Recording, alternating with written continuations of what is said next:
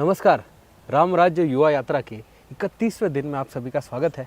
और हमने हमारे चित्रकूट में है और यहाँ से हमने हमारे तीसरे दिन की शुरुआत कर चुके हैं। हम चित्रकूट में तीसरा दिन है हमारा और हमारे तीसरे दिन की शुरुआत हमने करी है कोटी तीर्थ से और पंपापुर से और देवांगन तीर्थ से। ये तीनों जगह पर श्री राम आए थे और कोटी मुनि से मिले थे। महाराज जी, हम यहाँ पे गए और आप हमें बताइए कि अब इसका पूरा एक प्रसंग जो है श्री राम जी का यहाँ पे आने का, ये तीनों तीर्थ एक साथ ही पड़ते हैं, इन तीनों तीर्थों के बारे में आप बताइए। भगवान राम जब यहाँ आए तो वो बहुत सारे ऋषियों के यहाँ आश्रमों में गए थे। कारण ये था कि ऋषि यहाँ त्रस्त थे, राक्षस उनको मारकर खा जाते थे। तो ऋषि बहुत भयभीत रहते थे, वो तपस्या नहीं कर पाते थे, अपना कोई जैसे यज्ञ आदि है वो नहीं कर पाते थे। इस कारण से ऋषि बड़े त्रस्त रहते थे।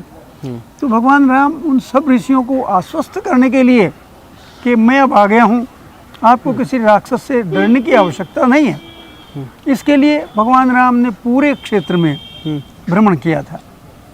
इसी लिए वो यहाँ कोटी मुनि नाम के एक संत तपस्या करते थे, तो कोटी मुनि से मिलने भगवान श्री राम यहाँ आए थे। उसके बाद एक देवांगना नाम का स्थान है यहाँ।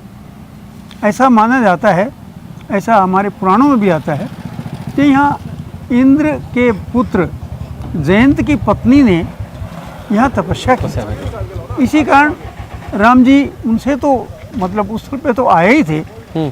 और ऐसा भी माना जाता है तब देवांगनाएं भगवान राम के दर्शन के लिए यहाँ उपस्थित हुई थी, इसलिए इस स्थल का नाम आज भी देवांगना है। इसी तरह यहाँ पंपा सरोवर है, एक पंपापुर है यहाँ। तो पंपापुर में भी भगवान राम यहाँ पधारे थे। इन तीनों स्थलों का यही महत्व है।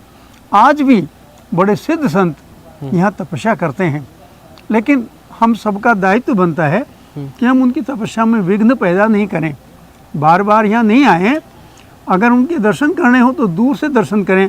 जैसे अभी हम कोटी तीर्थ गए थे, वहाँ पे जो वहाँ के मेन जो संत है वो महीने में 6 महीने साल में 6 महीने तो वो उसमें रहते हैं, गुफा में रहते हैं। वहाँ पे वो तपस्या करते हैं और 6 महीने ही बाहर रहते हैं। तो अभी हम गए तो वो वहाँ नहीं थे, लेकिन चरम पादुकाओं के दर्शन उन्होंने किए और भी फिर हम ऐसे नीचे गए।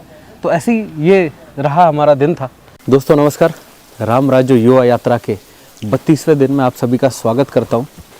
दोस्तों इस वक्त हम हमारे 3 दिन का जो पूरा वनगमन सिर्फ चित्रकूट के आसपास था वो हम पूरा करके चित्रकूट से हमारे अगले बड़े पड़ाव प्रयागराज की ओर बढ़ रहे थे।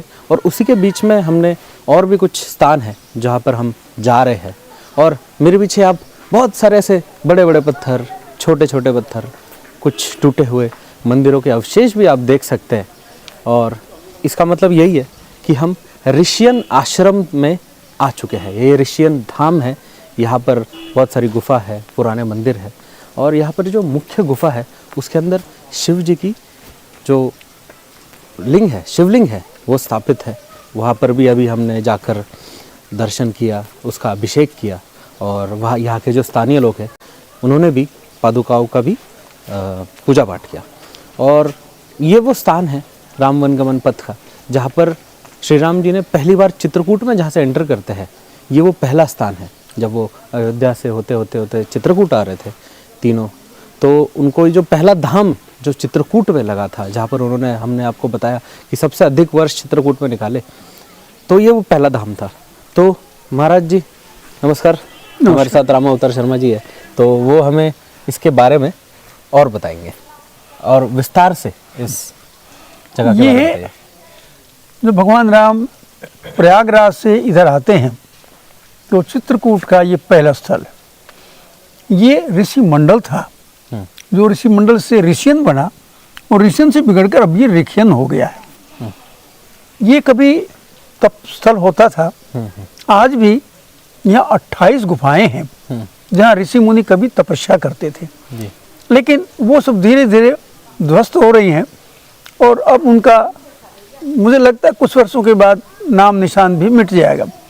यदि सरकार ने या समाज ने उस पर चिंता नहीं करी तो इस स्थल का जो पौराणिक महत्व है, धार्मिक महत्व है, आध्यात्मिक महत्व है, वो धीरे धीरे समाप्त होता जा रहा। आप मंदिर के अवशेष जगह जगह देख सकते हैं। मुझे बड़े दुख के साथ कहना पड़ता है, यदि यही स्थल किसी और मतलब संप्रदाय का होता तो अब तक इसमें पता नहीं क्या क्या हो गया होता। लेकिन ये शिलाएं, ये अवशेष चिल्ला चिल्ला कर बोल रहे हैं कि कभी ये बहुत प्रसिद्ध स्थल रहा है। ऋषियन, जैसे मैंने बताया, ऋषियन से बना है। ये ऋषि मंडल था। भगवान राम जो उधर से आए थे, भारद्वाज आश्रम से आए थे, तो उनके ऋषि मंडल से भेंट होती है। इसी तरह के ऋषि मंडल महाराष्ट्र में हैं, छत्तीसगढ़ में है, अनेक स्थलों पर ऋषि मंडल है। मेरे ख्याल लगभग 9 ऋषि मंडल है, जिनमें से ये एक है। पहले यहाँ आना भी कठिन था। यहाँ बहुत जंगली जीव रहते थे और यहाँ डकैत भी बहुत रहते थे। आप अभी बता रहे थे कि आप 40 वर्ष पहले जब यहाँ आए थे तो वो कुछ किस्सा हुआ था, उसके बारे में थोड़ा सा बताइए। मैं यहाँ, हमारे एक मित्र हैं, मित्र बाद में बने। हाँ। उनका नाम है ठाकुर दलोल सिंह। मैं उनके घर ठहरा था, पहचान नहीं थी, लेकिन यहाँ अतिथि का बहुत स्वागत होता है। इस क्षेत्र का ये बड़ा सौभाग्य है कि किसी भी अनजान व्यक्ति को भोजन और आवास की यहाँ परेशानी नहीं होती। मुझे भी कोई परेशानी नहीं हुई। मैंने उनसे कहा मैं ऋषि के शिव मंदिर में जाना चाहता हूँ। उन्होंने कहा हम तो वहाँ नहीं जाते। हमने पूछा क्यों? बोले हम उनकी हिट लिस्ट में हैं। अच्छा। तो मैंने कहा भैया मुझे वहाँ ले जाइए। बोले हम नहीं जाएंगे वहाँ। इसी बीच मैंने कहा कोई आदमी रास्ता बताने वाला भेज दीजिए। तो एक कॉल से बात हुई, उसने कहा जी हम यहाँ नहीं जाएंगे। हमने को पूछा क्यों नहीं जाओगे? बोले नहीं जाते। मैंने कहा मैं आधे दिन की दिहाड़ी दूंगा। बोले नहीं। मैंने कहा 1 दिन का दूंगा। बोले नहीं। मैंने कहा 2 दिन की दिहाड़ी दूंगा, 3-4 घंटे का काम है। बोले साहब हम वहाँ जाएंगे, वो मिलते हैं तो मारते बहुत हैं। अच्छा, मतलब ऐसा यहाँ पर बहुत डकैती माहौल रहता था हमेशा, बट अब ऐसा अब लगता नहीं है। अब नहीं है। तो मैं अकेला आया और मुझे 2 लोग रास्ते में मिले। लेकिन मैं जहाँ कहते हैं कि प्रत्येक व्यक्ति के मन मंदिर में श्री सीताराम जी बसे, वो घटना मेरे साथ यहाँ हुई। मैं पहले व्यक्ति से मिला, उसने मुझे पहले तो बहुत धमकाया। उसको संदेह था कि मैं पुलिस का भेदिया नहीं हूँ। लेकिन उसने मैं झाड़ा लिया तो मेरे पास 3-4 कागज थे, एक पेन था और 2 रुपए थे बस। वो 2 रुपए मैं यहाँ शिव मंदिर में चढ़ाने के लिए आया था। उसने मुझे मेरे पर विश्वास किया और बोले आगे चले जाओ। जो आगे मिला उस व्यक्ति ने मुझे बहुत जोर से धमकाया। अच्छा।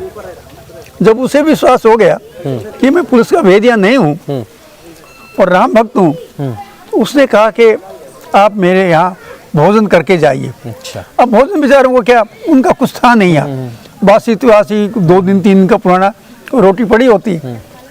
मैंने कहा भाई भोजन तो मैं नहीं करूँगा, नहीं तो मेरे जिसके यहाँ है वो इंतजार करेगा मेरा। कौन? हमका दलोल सिंह। तो उसने दलोल सिंह जी को बहुत गंदी गाली दी। बोले वो नहीं आया। कि भैया वो तो नहीं है। बोले उसे कैसे जानते हो? कि भैया मैं जानता नहीं, केवल क्या अतिथि हूँ। जब उसने कहा कि मैं भोजन करके जाऊँ और मैंने मना कर दिया, तो प्रदोष जी मैं आज भी वो बात सुनकर मतलब अजीब सा महसूस करता हूँ। वो आदमी रोने लगा। अच्छा। और उसने, तो मैंने पूछा भाई रो क्यों रहे हो? आपसे तो दुनिया डरती है। उसने कहा हमसे दुनिया डरती है पर हम अपने आप से डरते हैं। हमें ये नहीं पता कि कौन सा प्रतिद्वंदी गुट हमें गोली मार दे या कब पुलिस की गोली से हम समाप्त हो जाए। तो वो बड़ा लेकिन उसने भी जिस तरह का व्यवहार किया, मुझे मार्ग बताया, भोजन के लिए आमंत्रित किया और रोने लगा जब मैंने भोजन नहीं किया। तो मैंने पूछा रो क्यों रहे हो? बोले आपको भी सीताराम जी ने बनाया, मुझे भी बनाया, आप क्या कर रहे हो, मैं क्या कर रहा हूँ, ये सुनकर रोने लगे। एक चीज़ जो हमने पूरे इतने 10,000 किलोमीटर की यात्रा है, जिसमें से हमने लगभग 9,500 किलोमीटर तो हमारे लगभग पूरे हो चुके हैं। तो मैंने एक चीज़ महाराज जी देखी है कि जो हमारे वनवासी भाई, ऐसे ही उनको बदनाम किया गया है कि वो बहुत ऐसे है। कुछ लोग हो सकते हैं, समाज, हर समाज में एक एलिमेंट होता है, बट बहुत ही भोले। और मतलब हम वहाँ गए थे छत्तीसगढ़ में, एक जगह पे हम गए थे, तो उनके पास कुछ था नहीं देने का। तो उन्होंने वो जो उनके जंगली फूल थे, जो भी पेड़ थे, उसमें से उन्होंने वो अच्छा सा बनाकर हमको दिया था, आपको याद होगा। तो मतलब यही हम इसी के लिए तो ये यात्रा है कि हम अपने वनवासी भाइयों को धन्यवाद कर सके। जब उनके पूर्वजों ने श्री राम जी का ध्यान रखा था, तो हम श्री राम जी के वंशज उनका धन्यवाद करने के लिए इस यात्रा में निकल चुके हैं। यात्रा 32वां दिन है आगे बढ़ते जा रहे हैं। अयोध्या केवल और केवल 200 किलोमीटर बची है। 7 दिन में प्रभु वहाँ पर आ रहे हैं।